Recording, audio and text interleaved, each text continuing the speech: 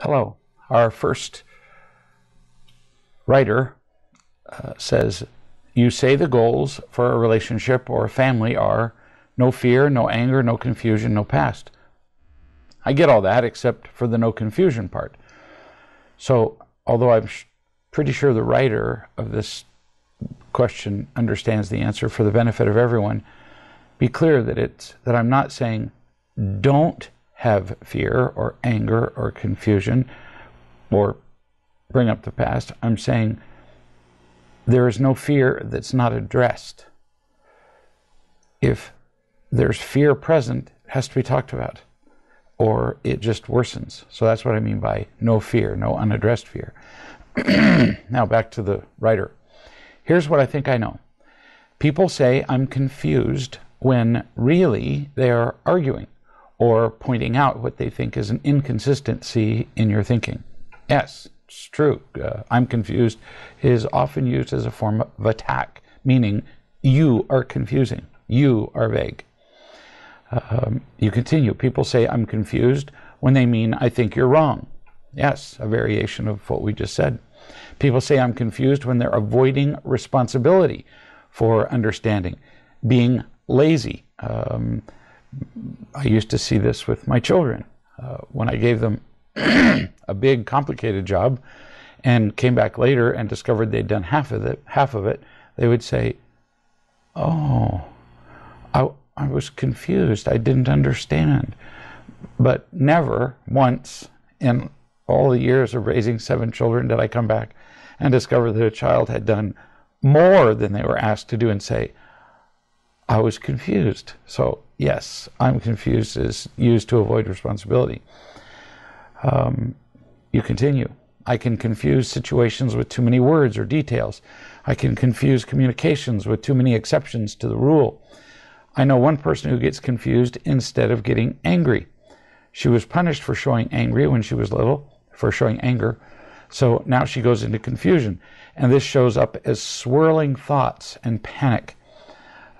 Did I get any of these wrong, or are there other meanings to no confusion? You detailed well different reasons to say we're confused, different reasons that we get confused. There are lots of reasons that confusion exists and how people use it as an excuse or as an escape. But your real question was what I mean by no confusion. What I'm saying is that if you feel confused, talk to people until you're not. That's all. Many people just live in confusion, like all the time.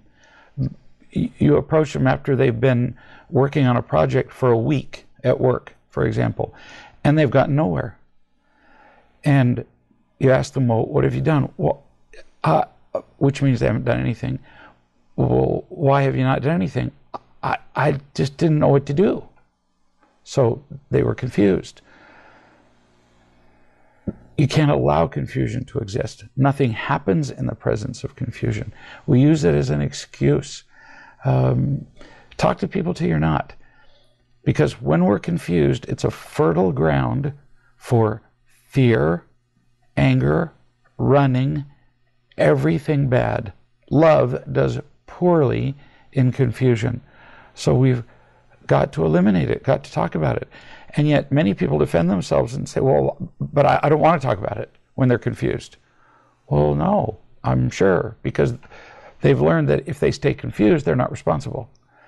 Whereas if they ask questions and things become crystal clear, then it becomes obvious that they have not been doing what they were asked to do, or that they were wrong. So we've got to get rid of confusion for lots of reasons. Here's somebody who writes, I'm restless, and I can't tell exactly why yet. Now, keep in mind I know her, so that changes somewhat the way I answer already. You could be restless, I suppose, because you'd been, bolted to your chair for 6 weeks, but that's not the case with her. So, to her, got to listen to this. You've been addicted to drama for so long that you have to have it. So constantly moving on and being restless gives you an endless supply of drama. Staying still and learning to feel loved is going against that lifetime addiction, but it will save your life. So you use I'm restless to create drama. You continue. I've lived in this place and I've had this job for almost a year now, and I'm getting bored and restless. I don't understand. Well, I do. When you're constantly moving, you can focus on the drama of the moving, the changing, and the whatever, instead of ever dealing with yourself. You move from one group of people to another. In fact, in your case, one state to another, one country to another. So whoever holds you accountable? Who do you ever have to be stable with? Who do you ever actually have to work on your personal issues with? Nobody. You don't mean to do this, but you still do it. You need to feel instead of constantly looking up and thinking about ways to be dramatic. Sit still and feel and connect to people and learn and break the habit of constantly being restless and moving on. You say, an energy healer once told me that this is what change feels like, because it's not comfortable to do things differently. That's right. It's never comfortable to change, which is why so few people ever do. Most people repeat age 3 to 4 till they're dead. They stay with comfort. So they stay stuck forever. Comfort as in really more familiar, even though they're in pain their whole lifetimes. At least it's a familiar pain. So I have a choice, you say, to go back to comfort or to do things differently. So I guess I'm going to be uncomfortable for a while till I adjust. Outstanding. Stay with the real change. Don't give up. Remember that I love you. Remember that God loves you. And you don't need to be moving and doing stuff. You don't need to be creating drama to feel alive. You say, I started asking myself all sorts of questions like, why am I still holding on? What am I clinging to? This isn't complicated. You really are addicted to just pain and drama. It's not peaceful, but it makes you feel alive. And that's no small reward when the alternative is to just feel dead inside, which is what so many people do. I talked to a man hours ago who, when I was describing what it's like to feel peaceful or when it's like to feel loved, looked at me and said, I don't know what you're talking about. He had no idea what those feelings were. He's dead inside. Now, he has some feelings. He knows fear and anger, but that's a pretty limited range. You now have a choice. You can do this. So you continue. I've decided to put my hand in yours, and something inside released for just a moment. I thought, I can do this. But there are just deep potholes that are so well disguised that I don't even realize I'm in them till I'm finally being helped out. And so I remember you love me so profoundly that when I trust it and remember it, I'm no longer in the hole. That's a pretty good metaphor. If we just reach out our hand to someone who loves us, we're no longer in the hole. Find, trust, remember, share. It's that simple and it's that huge simultaneously. Here's somebody who says, I need help. I'm being a prize brat. I have judgments about somebody. We'll call him Mark. Now I'm hoping that wasn't actually his name. In our community, who often functions as a wise man. I know he does good with people. Many people say so, but I see so many of his flaws. Yeah, you don't have to be flawless to do good in the world, or there wouldn't be any good being done in the world. I see his flaws too. I know him. But overall, he keeps moving forward. He makes mistakes, he keeps moving forward. He makes mistakes, he learns from them and moves forward. He keeps trusting over and over. So overall, he's moving in a good direction. which is about as good as a human being can do. Move in a good direction, as opposed to just sitting in the hole and doing nothing and staying afraid and staying confused. And I'm afraid, I'm afraid, I'm afraid, I'm afraid, I'm confused, I'm confused. Well, that will never change. He's moving.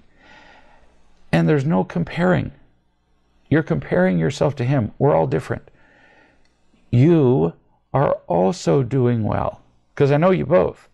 You're doing well in your way from the place you came from. Are you doing as well as he's doing? It's really not a useful question. He's doing the best he can, you're doing the best you can. That's all that matters. I can see so many people who do better than I do in many areas.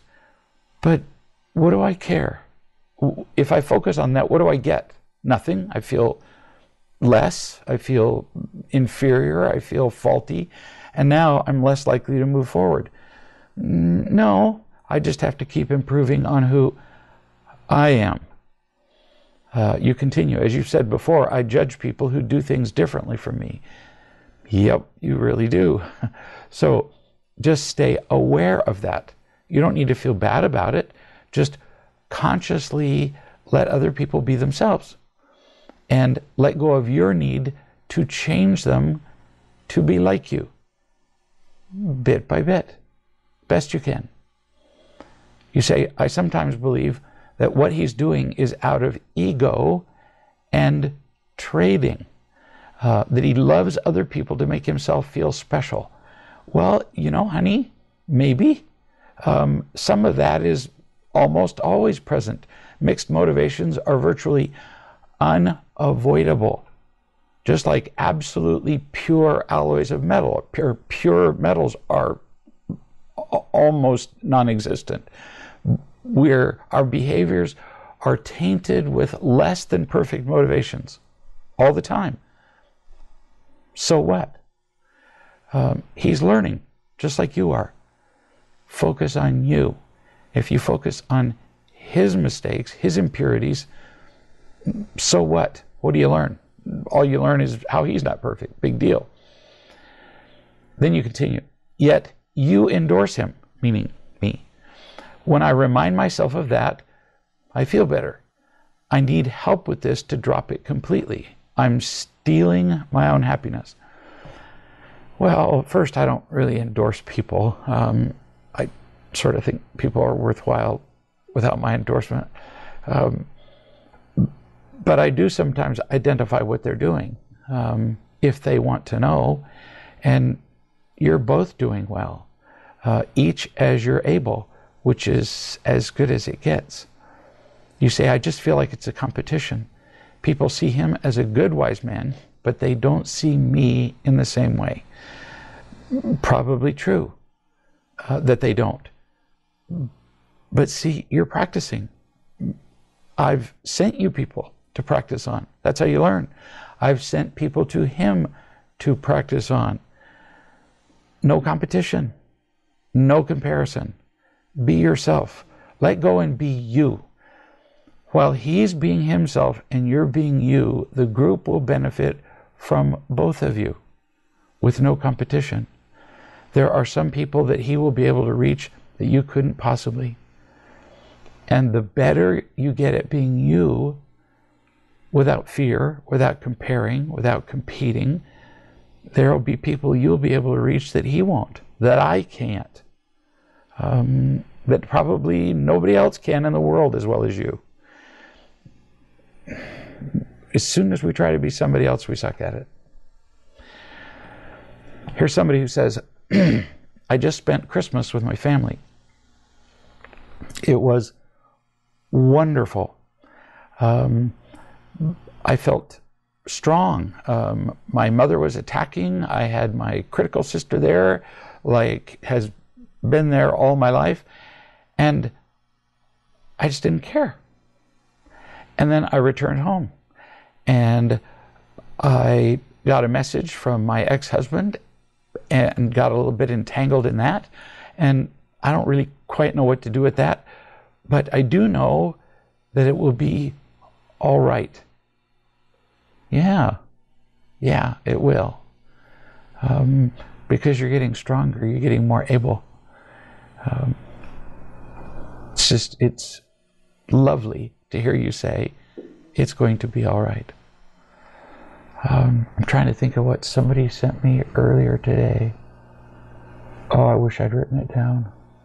I get a lot of emails in a day, and which is how I find these questions. And sometimes I remember to put them in here, and sometimes I don't. But essentially, she said she's been so restless, so dissatisfied with herself, comparing herself to everyone, and finding herself wanting.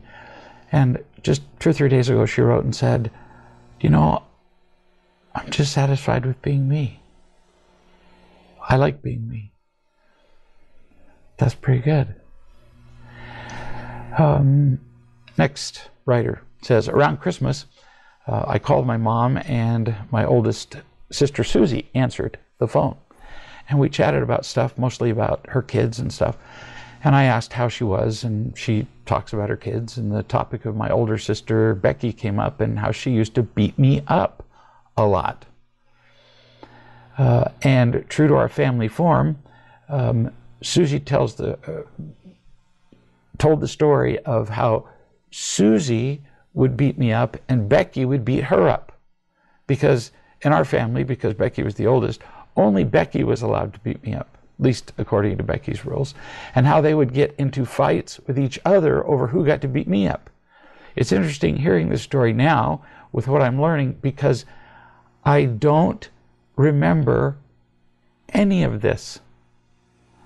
But I can only imagine the feelings that I had sitting there while my 2 older sisters were fighting over who was going to beat me up. Now, I know now that they were drowning and only kids themselves, but still, no wonder that emotionally I just disappeared into nowhere. Yeah, no kidding. Notice, to all of you who are listening, she doesn't even remember this event. She only learned about it as an adult. And yet, imagine how it would have affected her. It would have just dissociated her from everyone. And this particular woman has spent the rest of her life kind of on the outskirts of mankind, kind of moving from one place to the other and not really deeply connecting to anybody. All as a result of events that happened to her so young, she can't remember them. So she proves once again something that I've written about in the PCSD book, that we are hurt worst by events that we were too young to even remember. That's kind of tragic, because our behavior is most affected by things we can't recall, identify, and because we can't recall them or identify them, can't change them. Which is why it's pretty important to at least identify our behaviors in the present, now, so that we can find the love to change the behaviors, regardless of when they started or how. It's interesting to learn, like with this woman, it's interesting to learn what her early childhood was like, being beaten up and having her sisters fight over who was going to beat her up. And it explains a lot about her behavior, but you wouldn't really ever have to know this, because the solution is still the same: loving her. Because this is shortly after Christmas, there are a lot of Christmas references here. This writer says, I'm feeling great. I had the best Christmas ever, spending a lot of time with real love friends. I'm jealous. What a way to live. Here's what I learned. People can have completely different interpretations and reactions to the same thing. No kidding, as though they were describing different events. I do this with husbands and wives a lot. So the wife will call me and describe an event. The husband will call me and describe the same event that happened in exactly the same time period. And you'd swear they weren't in the same room.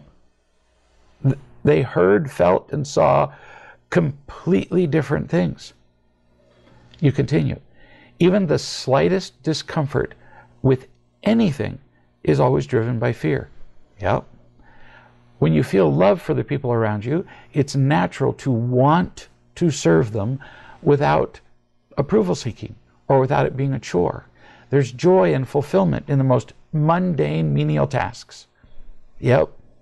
I just had people here for weeks for Christmas and spent most of my time doing mundane and menial chores. And they were fun.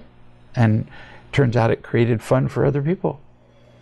You continue. Life without fear is more fun and filled with continuously evolving possibilities that I never knew existed. Love changes everything as if by magic. My Christmas was magical because of love. You're really getting the point, honey. It really does change everything. And this is one of the ways that you know whether you're growing, is when it begins to change everything. When you can begin to say some of the things that this woman is saying. It's changed the way I do chores, the way I interact with people, the way I see everything. You continue. If I'm not living in the present moment, I must be fearful of something. Approval seeking is always a toxic indicator that tells me I'm in fear. Remove the need to be right. Step out of judgment. Stop seeking approval. And on the other side of that is peace and the potential to be loving. And that is the best feeling ever. Number 9, she numbered them, and I didn't tell you about the numbers till now. Emotions can change in an instant and back again. And 10, life ain't that long, and it doesn't make sense to waste a single day. Anybody listening could just pretty much write those down, and that's a pretty good summary of the important things to learn in living. Beautiful to get letters like this. I went to my parents' house, new writer, for Christmas. A lot of Christmas. My wife, Denise, wasn't feeling very well, so she didn't go. And the distance to my parents' house is far. She wasn't too heartbroken because she doesn't like my family all that much. The more I learn about real love, the crazier my family looks. And this is true with more people than I can count. When people come here for interventions, for example, and I ask them about their families, and I don't always. I just saw a couple that was here for 2 days, and I didn't ask them a single question about their family. But when I do, it's very common for people to say, oh, my parents were so loving. That's a really hard thing to get people to see isn't true. But it's pretty obvious that it's not, because I'm looking at them. They're not loving. They're miserable. They're afraid. They're lying and running and manipulating and hiding and being angry all the time. So clearly they were not raised in a loving home.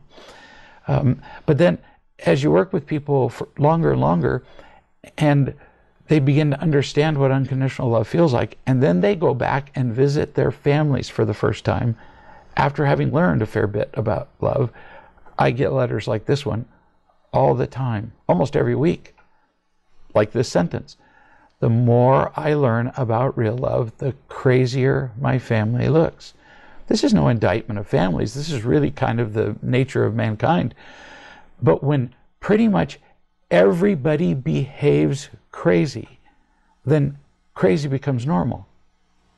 And it's not remarkable anymore. You have to live uncrazy for a while to realize that the way you lived before was crazy. And wow, what a shock that can be. You continue. Right from the beginning of the visit, there was lots of pressure and attacking going on from my family. They wanted to know, where's Denise? How come she's not coming?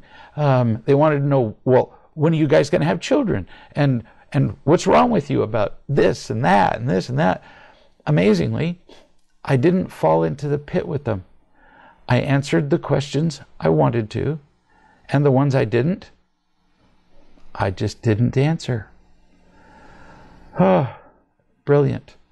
Because I know from Christmases and gatherings in the past with your family, it has been a nightmare. You continue. I was even able to tell them how my life has changed because of real love. I was kind of proud of myself. Well, good for you. We can't control other people, but we can always decide how we will respond. You didn't make an effort to change them. You simply told them how your life has changed as a result of learning whatever. Call it real love or anything else. Beautiful. Nicely done. You continue. This environment feels very feels very alien. There's constant activity, the environment of your parents. Constant activity, expectations, casual irritation, and anger, which I just can't do much about. It's just strange to me now. Why would people live in this way? I'm not used to it anymore. Thankfully, I stayed somewhere other than my parents' house, so I could easily take some time off when I need it. Oh, that was very smart on your part. And how cool that you can observe your family's behavior, not be condescending, not be controlling, not be critical, just observe it and realize this is nuts.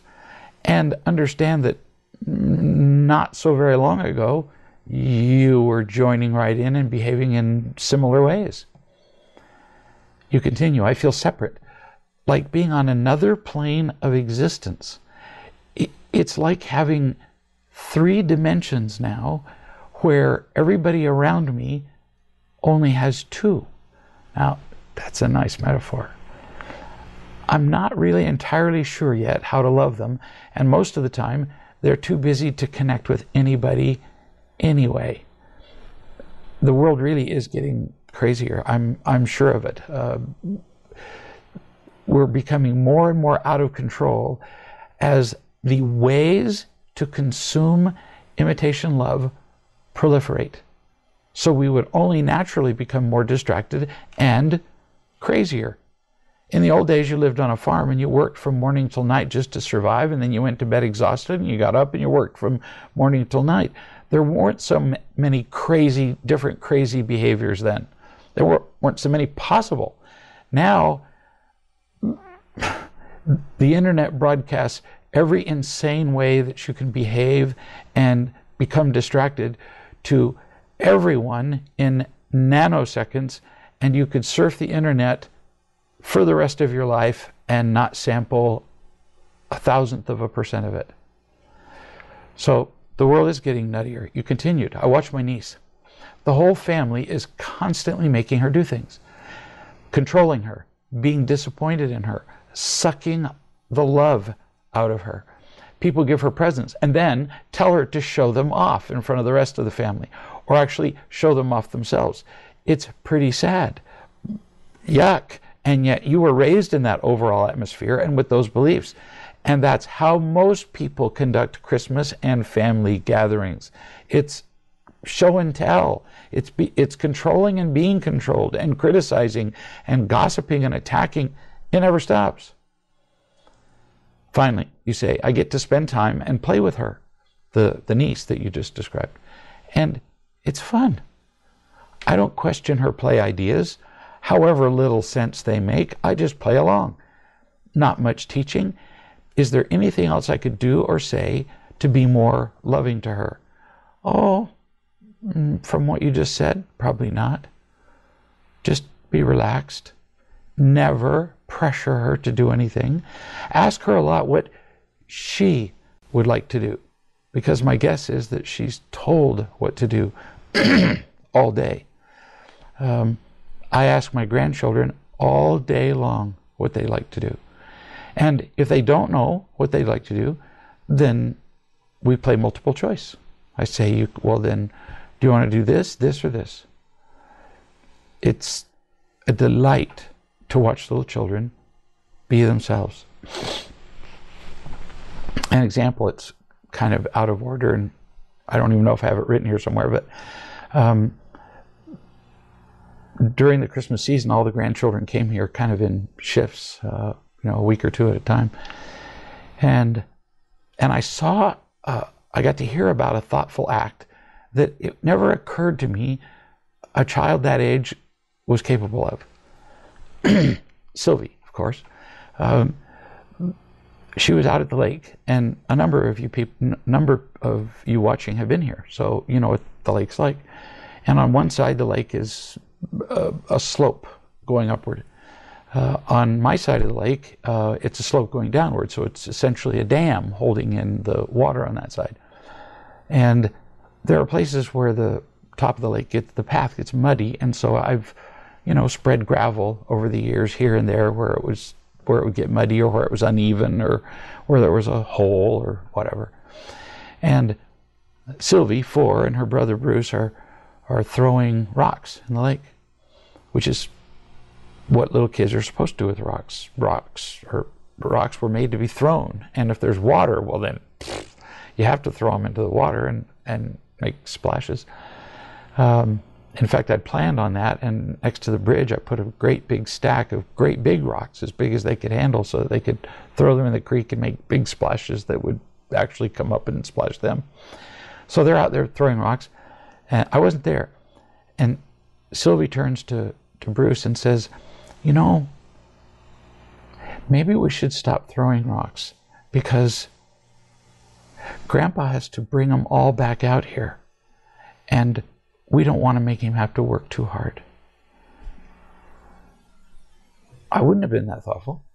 I don't know any adult who's ever said anything that sensitive. Gee, we don't want to throw the rocks in because, somebody put them here in the first place, and they're going to have to put them back. This is what people are like when they're raised lovingly. They just naturally think about other people.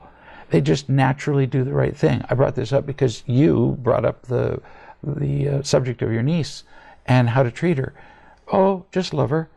And the more we love little children, the less we have to tell them what to do. Here's somebody who said, I went to Real Love Group tonight. I told my truth. I figured out some more truth, and I let them love me, all with no arguing. And I didn't even feel internally frustrated listening to Fred and Susie being wise people when normally I would have been, which is very cool, because the person writing tends to be very judgmental. She continues, my truth is, let's see.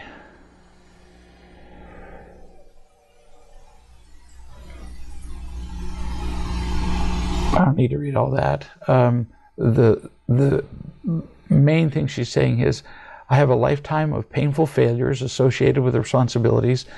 I feel sometimes the futility of trying, so I've become lazy, and I enjoy the lack of accountability that comes with hiding.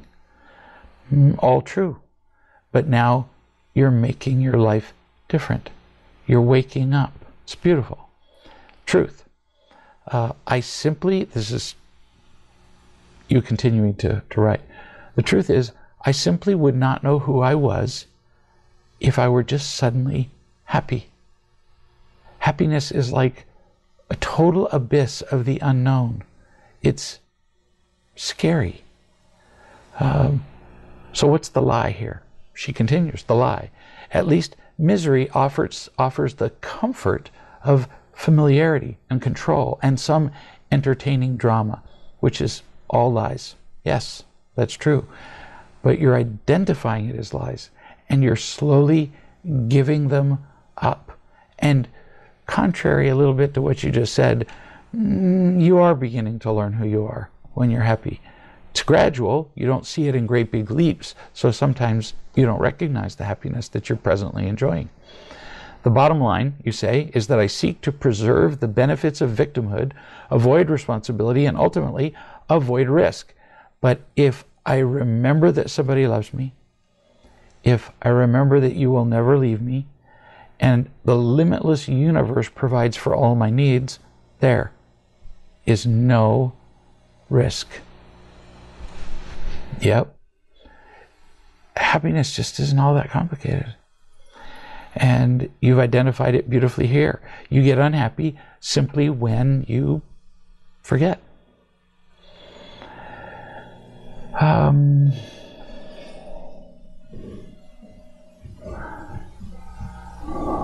can't remember if I said this one before.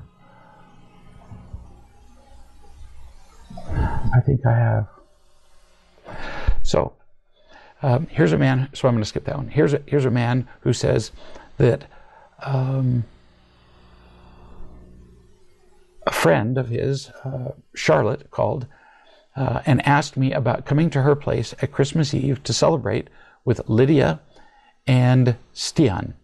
I told her that I'd already made it clear to Stian that I needed time to think about things, and that I know that he will try to force me to explain things when we meet. It's inevitable. She agreed that it could be a possible outcome. I also mentioned that I personally believe that Stian is destructive to people around him, and that being away from him has felt like the right thing for me to do. So you're going to have people try to persuade you to do what they think that you should do all the time. But like you said, it feels like the right thing to do to be away from this destructive person. Then the decision is right. It doesn't matter what other people now say to try to change your mind. How many times do I see people make a good decision about their family or friends or whoever, then other people come in and persuade them to act against their instincts, and they're just invariably unhappy later. Because these are people that don't see us. These are people who want something from us. Still, you say, she went on and on about how not coming there would be a selfish decision and that she's hurt by that, and she wanted me and him to work it out and not act like children.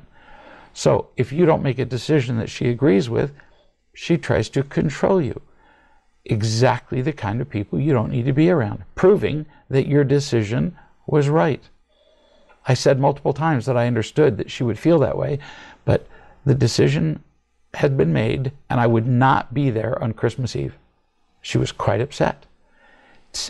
It's kind of crazy, and it's instructive to us when people get upset at our decisions. You decided not to go to Christmas Eve with her and 2 other people. Well, what business is that of hers? You didn't take anything away from her, and yet people will try to convince you it that way. They'll say, well, you're ruining Christmas for everyone.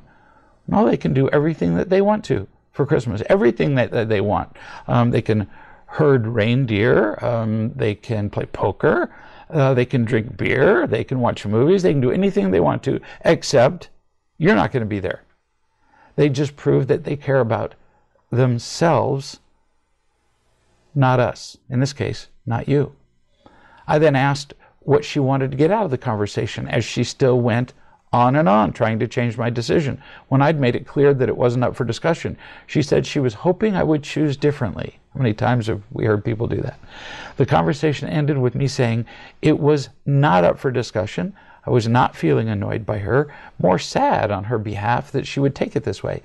Obviously upset, she said goodnight and wished me a good night's sleep, and I did the same. I feel like I walked toward a dangerous path, though a necessary one. Would you have handled it differently? Or maybe you have a more loving approach up your sleeve. How do I explain this to her so she could understand? Well, frankly, I wouldn't do it any differently. You were perfect. It was beautiful what you did.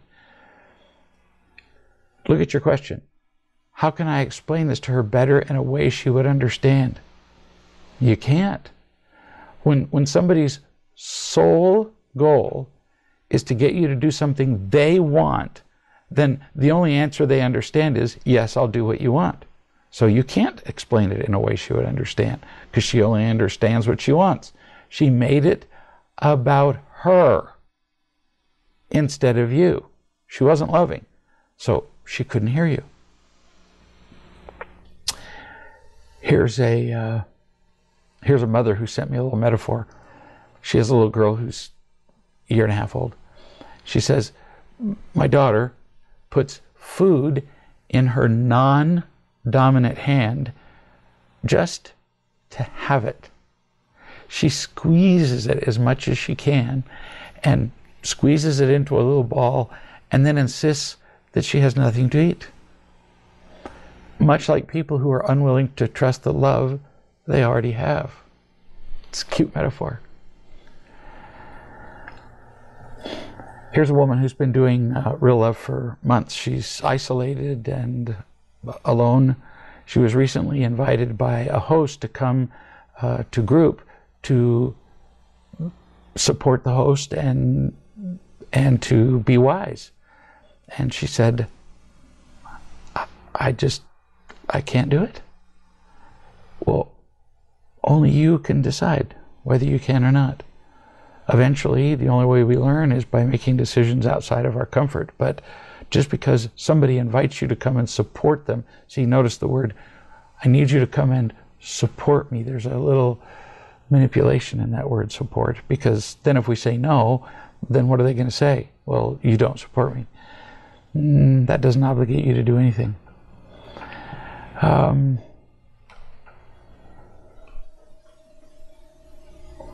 This was a short note. Somebody said, to be worthy, loved, and lovable, I need to forgive myself for past mistakes. Can you talk about what self-forgiveness looks like? Yeah, sure. The mistakes that I make are from emptiness, fear. And I did the best I knew how at the time. So all I need to do is see them, be aware of my mistakes. The worst self-crime is unawareness, blindness, denial. I just need to see it. And once I see that I've made a mistake, then I just work on it as well as I can. So really, it's not so much self-forgiveness as skipping the step of self-condemnation. I was talking to a lady and her boyfriend today, and on Skype, and she was really down on herself and beating herself up for the mistakes that she'd made in the last, I don't know, day or two or whatever. And she said, how do I get over feeling bad about myself? And I said, well, right now you're afraid, blind, crazy, and stupid. She looked stunned for a little bit. And I said, well, are any of those wrong? Well, no. So if you're blind, crazy, stupid, not seeing yourself, and you're surrounded by two people, her boyfriend sitting next to her and me thousands of miles away by Skype, and we're not afraid or blind or crazy in this moment, then who would be the least capable of judging herself? You. She started to laugh. So your judgment that you're bad for making mistakes, you'd be pretty stupid to hang on to that judgment. You're not in a place where you can make an accurate judgment. Who knows what particular word got her to finally laugh out loud, but that's what self-forgiveness looks like. And then in that moment, if you'd asked her, are you forgiving yourself? She would not have said yes. She wouldn't have thought of that as self-forgiveness. It's more a matter of giving up the condemnation, which is unnecessary. I don't know how I'm getting two of these in one session, but I am. So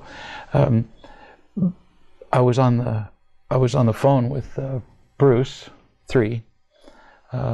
They were in Portland, and he was telling me that 3-year-olds on the phone are just awful because they're hard enough to understand anyway. And when you're looking at their lips, you can make out at least twice as many words. But when they're on the phone, you've got the distortion of the phone. You can't see their lips moving. It can be pretty tough. But Bruce said he was looking forward to coming to our house for Christmas. And he said, I know what we could do. And I said, what? He said, fireworks. I don't know where he'd learned that, probably from his mother. And I said, well, sure. I said, in fact, would you like to go with me when we go get the fireworks?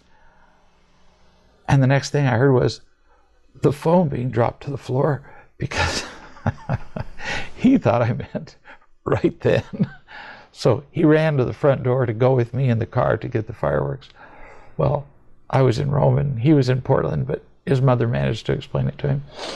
While he was here, Bruce, during Christmas, 3 years old, at one, did it happen here or there? It doesn't matter. It happened here, there. It's my story. He had an accident, And he looked up and he said, I peed on the floor, but I can step on a towel and clean it, and that's okay because I'm learning. It's a crack up to see somebody not feel self-conscious and guilty and beating themselves up. I just love that. He made several mistakes while he was here. He would drop something or break something, or that's what 3-year-olds do. And if I was there, he would drop something or he would break it, and he'd look up and he'd go, it's okay. Reassuring everybody in the room. How can you be annoyed at a kid who says that? It's okay. A woman wrote who has a horrible past. She's done terrible things in her life and had terrible things done to her. And she said, I can let go of my past pain of comparing, resenting, and jealousies. My past pain is not me. It never has been me. I no longer identify with it. I was the only one keeping it alive. That's a brilliant little piece of wisdom. Now I'm deciding to let it all go. I'm not going to compare. I'm not going to resent. I'm not going to be jealous. All gone. There are times when I tell people, it's just not that complicated. Just do this and you'll be happy. And she made that decision and she's been happy since then. She said, I'm not going to compare or resent or be jealous or keep remembering my pain. All gone. Beautiful. Here somebody says, can you talk about the difference between having an attachment to the outcome or having expectations and just wanting the best for someone that you're loving? When people call me, I sometimes think about what I think is possible for them, and it affects the wording that I use. Is it normal or okay to have a tentative picture of what might come about? Or is that me having an agenda of my own? So what we're really talking about here is expectations versus hopes. I hope that I can help people. I hope that I can be loving. I hope sometimes that I can even bring a little happiness into somebody's life. Or why would I bother? Without hope, I would do nothing. But when I'm attached to an outcome, it becomes an expectation. And boy, that's a really slippery slope. Even the best of expectations. I expect you to perform to the best of your ability. I expect you to keep the standards that I've taught you as a parent so that you'll be happy. When we have expectations, we start controlling things. You continue.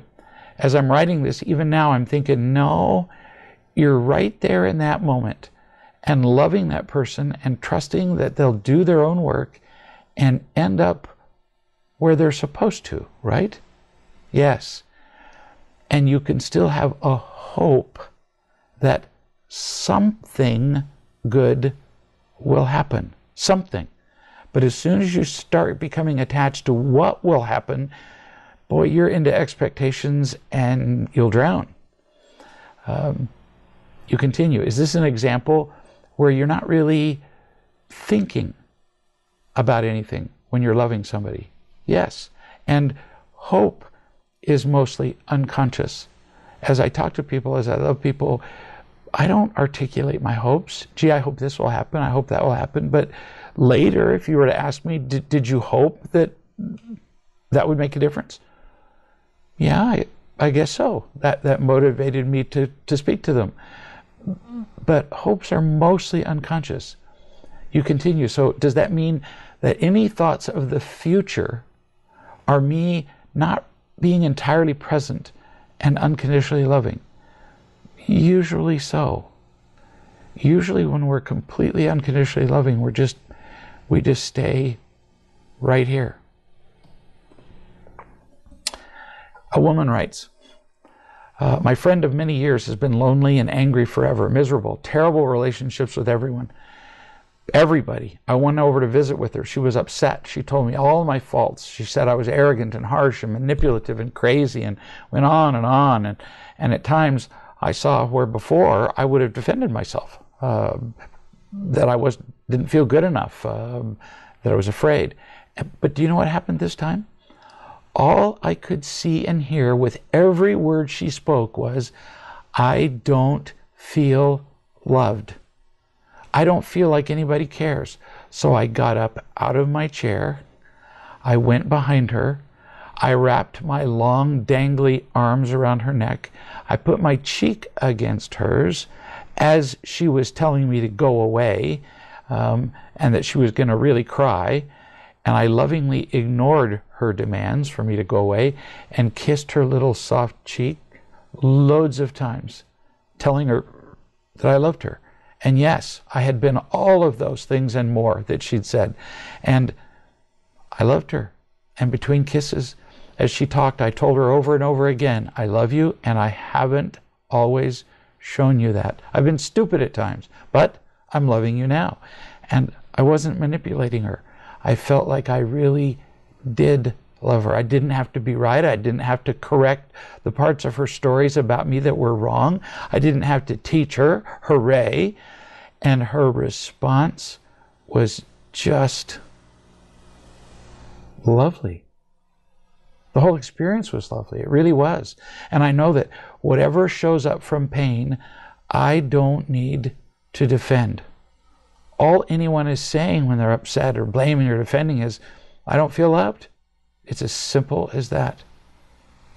Pretty smart, honey. Not much I need to say when you just taught the whole lesson.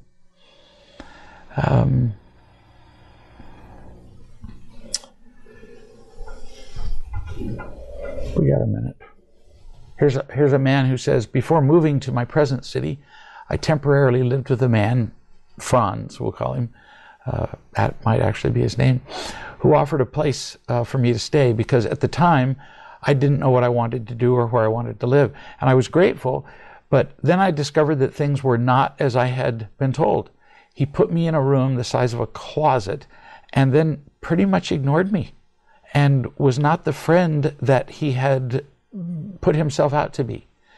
This isn't uncommon at all. Now, I don't know Franz, so I'm not accusing him of this.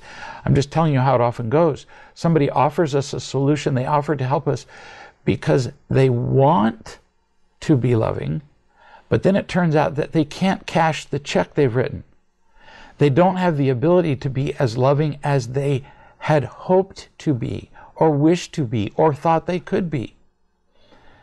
You continue. So I moved to another city, where I am now in my own place, and I chose not to answer calls from Franz, who was calling me all the time, because while I was there living with him, it was so clear that he would be critical of my choices, not kind, and I just didn't want to be around that. You do what you can do. He overwhelmed you. You just couldn't deal with that amount of unlovingness. Not blaming him. If you were perfect, you could have. You didn't want more disapproval, so you chose not to talk to him. That's your right to do.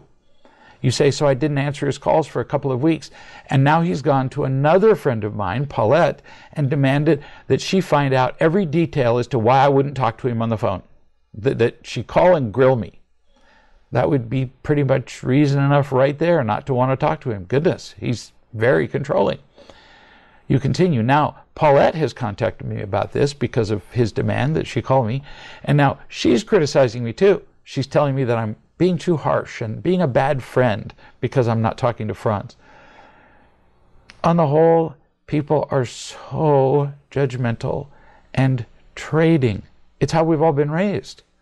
They're your friend only if you do things their way. Franz was your friend until you chose not to talk to him on the phone. Franz was your friend until you moved into his house and he discovered you were actually an inconvenience, and then you weren't his friend anymore. If he really cared about you, he would just give you your space and wait a few months to find out what was going on, if he found out at all. Now Paulette has her own judgments, again not understanding you at all, and she's telling you how things should be. Of course, her should is colored by her own fears, because she's thinking, though perhaps not consciously, that if you'd stop talking to Franz, then you might stop talking to her. So she's going to make sure that everyone in her world follows the rules of proper conduct as determined by Paulette. That, by the way, is a book that you can get in paperback or on Kindle. At this point, it sounds like it would just be too difficult for you to have conversations with either of them, because if you don't do things their way, you're bad. You say, I had to tell her that I need to do this my way, even if it's uncomfortable for him. It's obvious that he's disturbed and afraid that he'll lose me as a friend. Despite being his friend for over 8 years, he is still insecure if there's anything out of the ordinary. Yes, remember, you've been in real love for like a year. So really your 8-year friendship with Franz was established on trading, and now you've changed the rules. So it's understandable that he would be baffled by all this. You really only had a new relationship with him for probably a matter of weeks, and he doesn't know what to do with it. The old relationship's gone, and he can't comprehend that. You continue. I've seen that I've come closer to the need to live according to the real love principles. Well, sure, they just work. You feel better when you live them. You're just experiencing the practical application. You say, I see now that I can't force anybody to be a part of that, and that when my friends live by other rules, it's difficult for them to understand my ways of thinking. Exactly. Almost all society lives by a complicated set of rules involving guilt and obligation and manipulation and lying and pretending and earning and more that you have to figure out with each person. With each person, it's like a legal case. It just becomes impossible. You say, I've never said that I would never contact him again. I just want him to know that contacting him, or anyone for that matter, is a choice that I want to make freely. I've contacted him and addressed him and told him about the law of choice and the law of expectations. And in order to love someone unconditionally, one must be allowed to choose freely how to respond, or to respond at all. That was pretty brave of you to bring those principles up. And after a few days, I got a response where he appeared to offer help because it was obvious that I was having psychological problems since I didn't take his calls. So again, what a controller. You said, I feel a need to respond in these ways because I find this person difficult to be around. There's a lot of sneaky manipulation and excuses and lies and half-truths. And he goes on, and you go on describing how difficult the relationship was. When we're first living real love, we tend to recognize how not loving nearly everyone else is. And we begin to recognize how not loving we have been. We do not need to be around people who empty us out. It's too difficult. It drags us backward in our progress. From all the information you provide, your being around this man would be too difficult for you right now. So I would recommend choosing one of the following. There may be 4 or 5 choices, but I'll give you a couple. You could write him and say, relax. I'm learning some things, some new things. I need to clear my head. This is about me. I'll get back to you when I'm ready to talk. That way there's no blaming. You don't need to try to teach him any principles. Or if you suppose that he is going to continue to be a controller, which is really very likely, you just let him go. You either say you'll get back with him, or let him go completely. No messages, no contact, no thinking about him, no nothing, because you can just feel from your message how distracting it is to have him criticizing you and telling you what to do.